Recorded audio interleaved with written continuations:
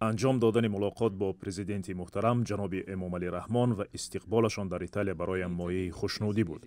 برنامه سفر پرمحتوا بوده. ضمن آن با پرزیدنت و رئیس حکومت، سروزیر کشور ما ملاقات و مذاکراتی با ثمر انجام دادند. پیرامون این ملاقات ما جزئیات زیادی پیشبرد لایحه نیروگاه برقی آبی راغون، دورنمای آن، اهمیت و ضرورت به انجام رسانی آن را برای کشور مطرح نمودیم. در ایتالیا شرکت‌های سرشماری هستند که می‌خواهند به تاجیکستان آیند و هوسمندند که بهر مردم تاجیکستان با حکومت کشور همکاری نمایند. من گمان می‌کنم که این خیلی مهم است، چون مردم درباره تاجیکستان باید بیشتر معلومات داشته باشند. چطوری که من به جناب پرزیدنت ابراز نمودم که آنها به مثل ما باید با تاجیکستان آشنا باشند و آن را دوست دارند. این آرزوی نیک من به صنعتچیان ایتالیا است که به تاجیکستان تشریف آورند و چگونه کشوری دلپذیر و افسانه‌ای بودن آن را کشف نمایند.